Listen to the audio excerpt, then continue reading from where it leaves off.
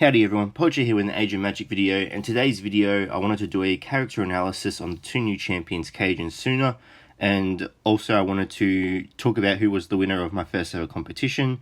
Super exciting, took us ages to decide. I did it with my missus, and yeah, so we're going to start with the analysis and we're going to start with Cage. So the first event hero that is available at the moment is Cage. He is an elf rogue, unrivaled master of ninjutsu. Nobody is as stealthy or deadly as he. So I'm going to go over these characters at base level, not max, simply because I can't max either of them at the moment. So we'll go over their base stats. Just remember that everything I mention, the move durations and how long everything lasts for, can increase as you level them up. So we're just going to go over the general gist of what these guys can do. Then you guys can decide whether or not you want to get them. So here is his stats at base level. He has a pretty average speed. That's all you really want to look out for, because your characters want to go first. That's the meta at the moment. Characters that go first are going to give you the advantage. His basic ability is Shuriken Throw, which deals damage to a target and forbids them to attack Cage on their next turn. So you're stopping a character from attacking him, which is always good. You don't want your assassins to take damage, and it triggers the rogue class mark. So again, works well with Swamp, because he can trigger that mark that she can put on people. His second special is Shadow Smoke, hides from all enemies behind a smoke screen for one turn if at least one ally is alive. Damage by all hidden allies increased by 10% for 2 turns. So if you can have a team that hides allies, he's going to be giving those characters a damage increase buff. So it's pretty good. Whether or not it might change the meta, who knows. No one really has a max Cage or is using one properly, so only time will tell. Increases it for 2 turns. So it's pretty good. It's only going to increase the duration as you level it up as well. His third special is Death Strike, a crushing blow that can be dodged. If it kills an enemy, they can't be resurrected until the battle ends, and if they survive, they can't be healed for 1 turn. I have seen this at max level, and it maxes out at 3 turns, so they can't be healed for 3 turns. This is his best ability, okay? That's what you want to use him for. Stopping resurrection is huge. You don't want a character to be revived. Then we have his passive, Shadow Shuriken. If an allied rogue damaged an enemy, then Cage has a 30% chance of attacking that same enemy. Damage from any of Cage's attacks increases by 5% for every uninterrupted turn spent hiding. So, yeah, pretty good passive. He can attack, which would work very well with Swamp Killer, who has a double attack.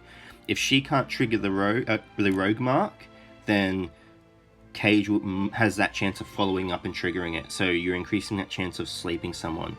So overall, pretty good character, just because of his second special and his passive. Stopping resurrection, huge. If you can keep someone down, if you can kill a Lucky and keep her down, not get her up, that's a huge win. If you can kill an Azariel, keep him down, huge win. Any character you can kill, keep down, huge win. In this game, if you can kill a character before the enemy can kill one of your characters, you're essentially guaranteeing your win. That's just the way that the game is at the moment. A 5v4 is a huge advantage in this game. I also wouldn't worry about getting him max stars. You only need to get him to about star 5 or 6 and then just gear the shit out of him. Gear at that level, way better than star level, okay? That's what you want. It's just the gear, and then he should be pretty effective. Next we have Suna. She's a Beastman rogue. Provokes enemies with her sharp tongue, then dodges their attacks, which drives them into a blind rage. So she has a lower speed than Cage, but still a pretty good speed overall. She is a rogue, but kind of acts like a tank, and I'll explain why in a second when we go over her abilities. Personally, I love this character. I think she looks really cool.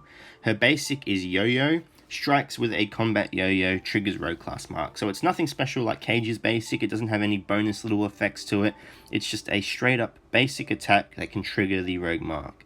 Her first special is Can't Touch This. Increases own damage by 20% for 2 turns and hides for 1 turn. Has a 30% chance to reduce the duration of enemy's provocation by 1 turn. Also has a 35% chance to extend the hidden status of allies by 1 turn. So straight up reading this, I understand that she has good synergy with Cage because she has the chance of hiding him for longer, which then increases his attack the longer he is hidden for. So pretty good. Increases her own damage as well by 20%. Has a 30% chance to jury. At the moment, that's not important, the provocation part. No one's really using tanks at the moment, so not super important, but it's good to have there. Her last special is Yo Fatty. provokes enemies into attacking only her. That's a spelling mistake. That's meant to say her. For 1 turn and counter attacks all attacks. Her dodge chance is increased by 30% for 2 turns. The number of turns before she can reuse this ability is reduced by 1 if another ally hides or is provoked. So again, works well with Cage. He hides, reduces the cooldown of this. If the enemy has a tank, better, reduces the cooldown of this ability. So she's essentially a tank, but she's a rogue, okay? She can get people to attack her, she can increase her evasion, she can increase her attack, and she can auto-attack back if people attack her. She's dishing out a lot of damage, and she's triggering rogue mark. She's doing a lot. She's a good character, I think. She has a good skill set. She's not too strong, she's not too weak. Well, I say she's not too strong, but I haven't seen her max one in battle yet, so who knows, maybe she's just this hidden, overpowered character that no one really knows yet. But overall, I think she's a balanced character. I really like her. I do want to use her in my team just to see how she acts, because it is the age of rogues at the moment, and I feel like having a rogue that has kind of tankish abilities would be a huge win. So yeah, they're the 2 new event heroes of the game. I don't feel like they're overpowered. I think they're balanced heroes. I really like them. I personally like Suna more than I like Cage, just because of the way she looks. Cage is pretty much the death of the game. He's the Reaper. He's an Arakan shadow, but buffed up. He can stop people from being resurrected. He can stop them from getting healed. Pretty decent damage and hide abilities. I like his character model, his movesets, all 5 stars for him.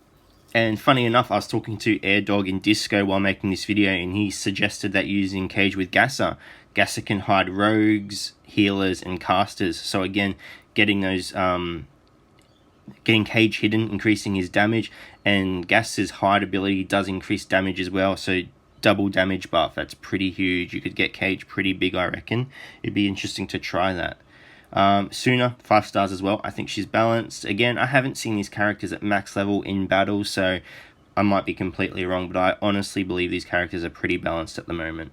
And then we have Suna, who's essentially a tank. She has better tanking abilities than most tanks in the game, which goes to talk about the state of tanks at the moment. She increases her invasion, she increases her attack, she increases the disappearance of other characters already. She lowers the taunt of enemy tanks. She is a very solid rogue / support / tank. Only thing she's missing is a healing ability, and she'd probably be the best character in the game, I believe, apart from Succubus, but let's not include Succubus in this.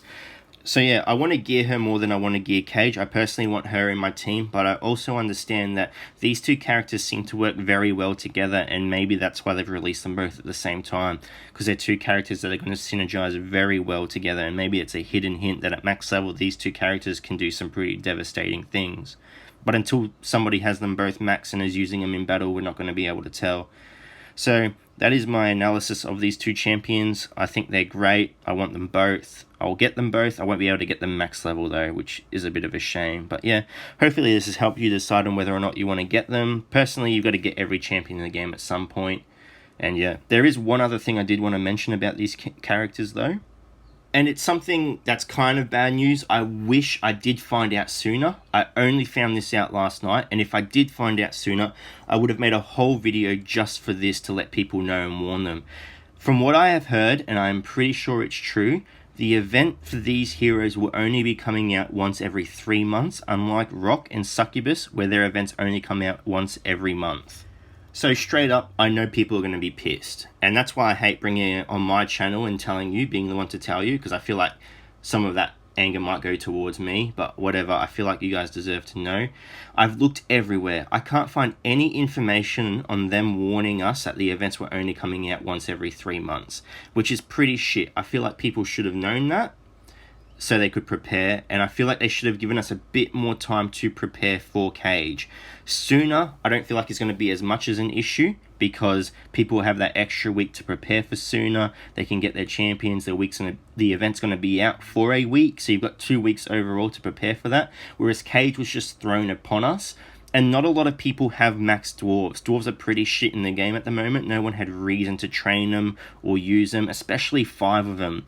So yeah, that's just the information I wanted to share with you. I've looked everywhere, couldn't find the warning that it was going to be 3 months 3 months cooldown.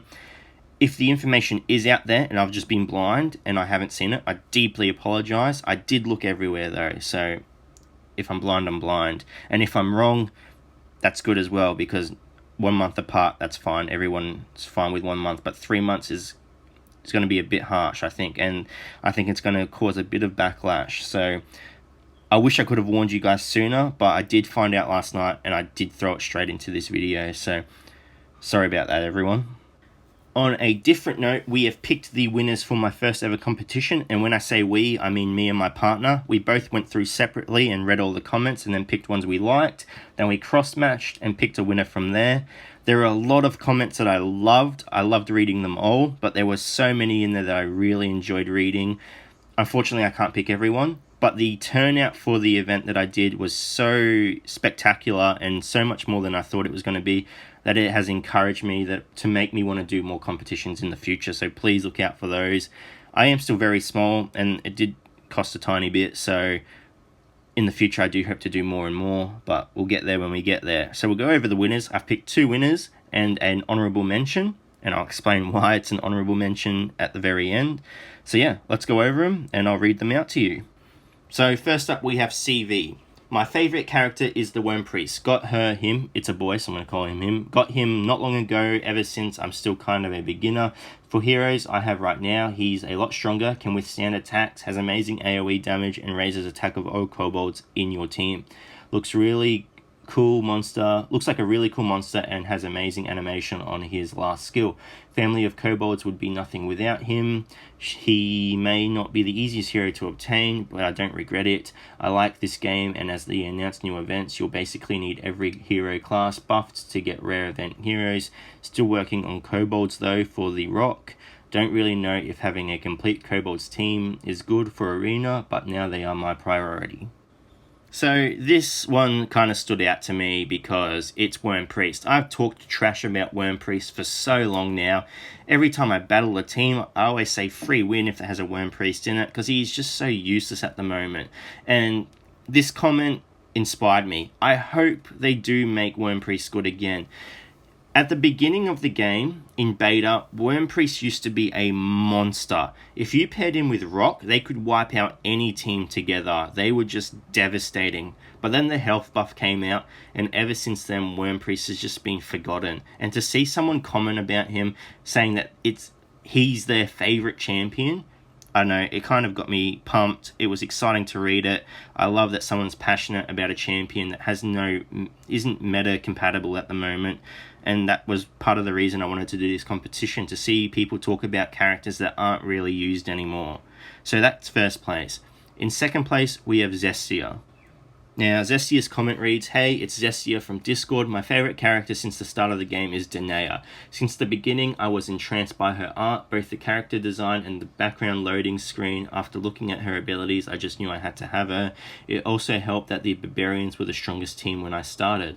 Her lore is just amazing. It's something straight out of Hero's Tale, and yet there's something unique with it when it's paired with her character art and abilities. You can envision the Barbarians rising up and fighting back against hordes of enemies every time you use her. Danae will always be the queen." So yeah, we really enjoyed that comment. We love the fact that the person, or Zestia, has even gone to the lengths of looking at the lore of the character. Personally, that's something I've never done. I've never gone to the wiki or anything and read the lore of characters. I just like collecting them and battling them. That's like a champion version of Pokemon to me. I just love collecting things. So we really enjoyed that comment. So well done, Zestia, you've come second. And the honourable mention goes to Zakakaz. Blood Priest, he's like my girlfriend. One day he's your best friend and will do anything for you and sacrifice himself just to give you that extra push. And other days he'll drain the life straight out of you. My partner was in the room when I was reading that, and I laughed, and she asked me what was funny, and then I told her, and she did not laugh. So thanks, Zakakaz, for that. I really tried to push you up to second place, but unfortunately I just couldn't get you over the mark. But that's my honourable mention. It made me laugh. I think deep down you made my partner laugh, but she'd never ever admit it. So yeah, that is my first competition. Thank you for everyone who participated in it. Like I said, it had a far better result than I hoped the competition would have, and it's motivated me and wanted me to push myself more to do more competitions in the past. But as I'm using my own money for them, you know, I can't do one every video, otherwise I'm just going to go broke. So yeah, I do want to do more in the future, and I do plan on it. I'm already working on my next one. When I do bring it out, though, I can't tell you. But yeah, thank you so much for the support, everyone. It does mean a lot. The channel is growing, and yeah, we'll get to a point where we can do more stuff like this. So thank you for everyone for participating as well. As usual, if any of you do have any questions, please feel free to leave a comment below. I'll answer it to the best of my ability, and if I can't answer it, I'll find the answer out for you. And yeah, enjoy the rest of your weekend or weeks or whatever you are in the world, whatever you're doing. Until next time, take care, everyone.